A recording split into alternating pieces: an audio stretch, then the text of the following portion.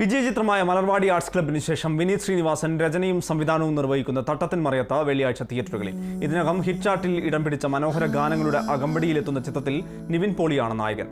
ഉത്തരമലബാറിന്റെ ഉൾഗ്രാമങ്ങളുടെ പശ്ചാത്തലത്തിൽ ഇതൾ വിരിയുന്ന പ്രണയകഥയാണ് ചിത്രം. ഇഷ തൽവാർ, ശ്രീനിവാസൻ, മനോജ് ഖെജയൻ, അജു വർഗീസ് തുടങ്ങിയവരുമുണ്ട് താരനിരയിൽ. ഷാൻ റഹ്മാന്റേതാണ് സംഗീതം. അനുരാഗത്തിൻ വേളയിൽ വരമായി വന്നൊരു സന്ധ്യയിൽ മനമേ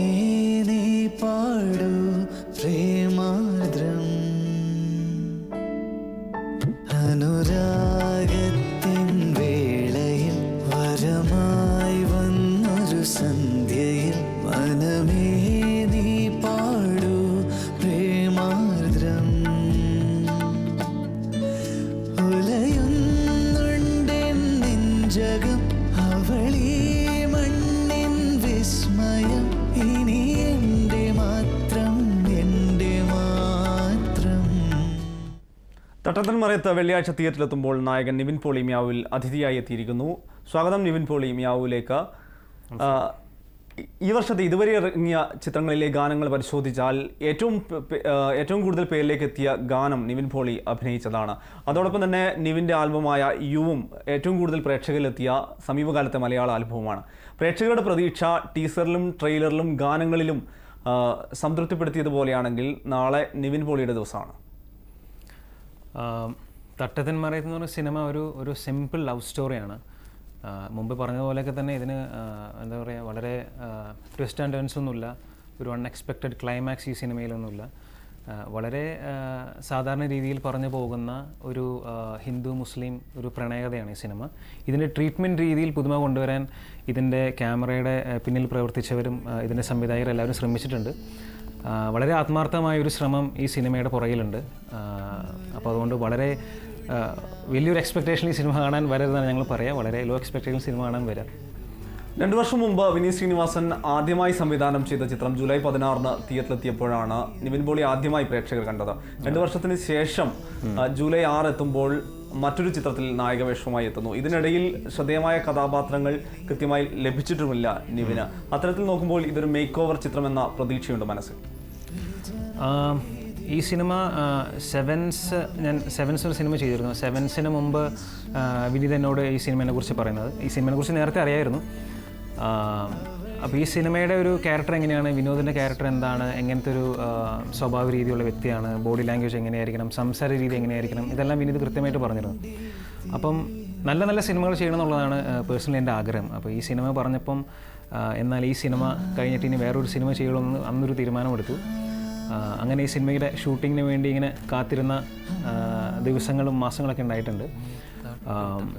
ഒരു പ്രതീക്ഷയിലിരിക്കുന്നു എല്ലാവരെയും പോലെ. മലർവാടിയിലെ പ്രകാശൻ തലേദിവസം അനുഭവിച്ച ടെൻഷൻ ഈ ചിത്രം നാളെ തിയേറ്ററിലെത്താനുമ്പോൾ ഇന്ന് വിനോദ് എന്ന കഥാപാത്രമായ നിവിനുണ്ടോ? സത്യം പറഞ്ഞാൽ എന്താണ്, ഈ സിനിമയ്ക്ക് വേണ്ടി ആത്മാർത്ഥമായിട്ട് പരിശ്രമിച്ച ഒരുപാട് പേരുണ്ട്. വിനീത് മുതൽ എന്താണ് പറയുക, ഈ സിനിമയിൽ പ്രവർത്തിച്ച എല്ലാവരും തന്നെ എല്ലാവരും ടെൻഷനിലാണ്. നമ്മളോട് സംസാരിക്കുന്ന എല്ലാവരും ഒരു ഹൈ എക്സ്പെക്റ്റേഷനിലാണ് നമ്മളോട് സംസാരിക്കുന്നത്. അപ്പോൾ ഒരു എക്സ്പെക്റ്റേഷൻ മീറ്റ് ചെയ്യണം എന്നുള്ള ഒരു ചലഞ്ച് ഞങ്ങളുടെ മുമ്പിലുണ്ട്. അപ്പോൾ അതുകൊണ്ട് ചെറിയ ടെൻഷനൊക്കെ ഉണ്ട്. തട്ടത്തിൻ മറയത്ത് പ്രേക്ഷകരിലേക്ക് എത്തുമ്പോൾ ചിത്രത്തിൻ്റെ സ്വഭാവത്തെക്കുറിച്ച് നായകന് പറയാനുള്ളത് എന്താണ്? കുറച്ചും പറഞ്ഞ പോലെ തന്നെ ഇതൊരു പ്രണയകഥയാണ്. ഒരു ഹിന്ദു പയ്യൻ ഒരു മുസ്ലിം പെൺകുട്ടിയെ സ്നേഹിക്കുന്ന ഒരു കഥയാണ്. വിനോദിൻ്റെയും ഐഷയുടെയും ഒരു പ്രണയകഥയാണ് ഈ സിനിമ പറയുന്നത്. എല്ലാ പ്രണയകഥയിലും ഉണ്ടാകുന്ന പോലെ തന്നെയുള്ള എല്ലാ സംഭവങ്ങളും ഈ സിനിമയിലൂടെ പറഞ്ഞു പോകുന്നു. പ്രണയത്തിലുണ്ടാകുന്ന, നമ്മൾ ഇമ്പ്രസ് ചെയ്യാൻ ശ്രമിക്കുന്നതും പിന്നീട് ഇഷ്ടമാകുന്നതും, ഒരു പ്രണയത്തിലുണ്ടാകുന്ന പിന്നീട് ഉണ്ടാകുന്ന സംഘർഷങ്ങളും പ്രശ്നങ്ങളും എല്ലാം ഈ സിനിമയിലൂടെ പറഞ്ഞു പോകുന്നുണ്ട്. ഇതിനൊരു ട്രീറ്റ്മെൻറ്റ് രീതിയിലെല്ലാം ഒരു വ്യത്യസ്തത പുലർത്താൻ വിനീത് ശ്രമിച്ചിട്ടുണ്ട്. അതിനെ സപ്പോർട്ടീവായിട്ട് ജോമോനും ഷാനിക്കയും ഇതിൻ്റെ കൂടെ തന്നെ നിന്നിട്ടുണ്ട്. ഒരു വ്യത്യസ്തമായ ചെറിയൊരു പ്രണയകഥയാണ് തട്ടത്തിൻ മറയത്ത്.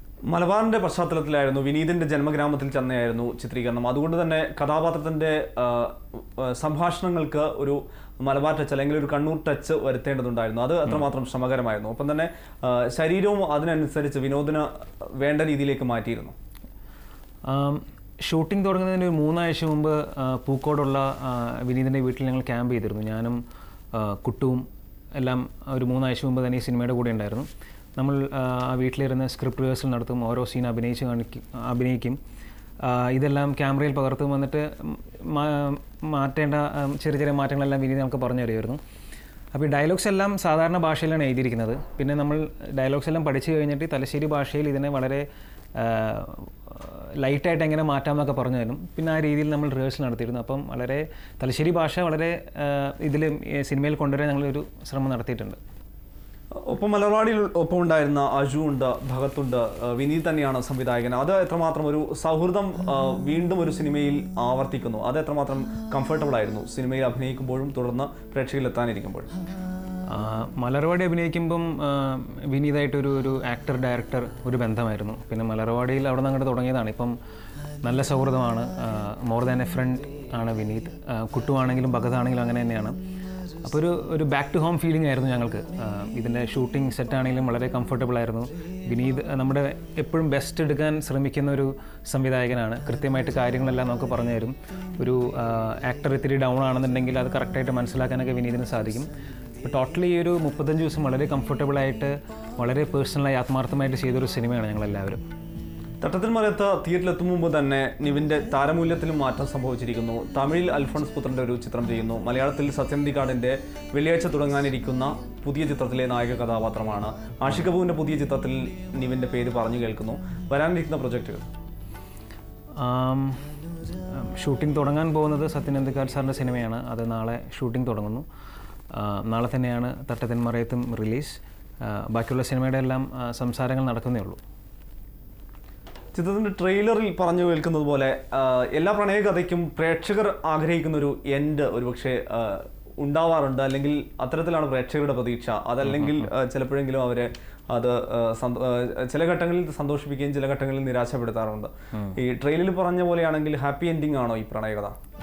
അത് പറയാൻ പറ്റുമോ ഇപ്പോൾ? അത് ഞാനിപ്പോൾ പറയുന്നില്ല. ഇനി ഏതായാലും ഒരു ദിവസം കൂടി ഉള്ളൂ. നിങ്ങൾ തിയേറ്ററിൽ കണ്ട് മനസ്സിലാക്കുക. ഈ സിനിമ ഒരു ഫീൽ ഗുഡ് സിനിമയായിരിക്കും. അത് ഞങ്ങൾ ഉറപ്പ് തരും. വളരെയധികം നന്ദി നിവിൻ. നിവിൻ്റെ ഒരു മേക്ക് ഓവർ ചിത്രം തന്നെയായി മാറട്ടെ തട്ടത്തിൻ മറയത്ത് എന്ന് ആശംസിക്കുന്നു. തുടർന്ന് അങ്ങോട്ടും കൂടുതൽ ചിത്രങ്ങളിലേക്ക് അവസരം, മലയാളത്തിൻ്റെ താരനിരയിൽ ശ്രദ്ധേയനാവാനുള്ള അവസരം ലഭിക്കട്ടെ എന്ന് ആശംസിക്കുന്നു. Thank you.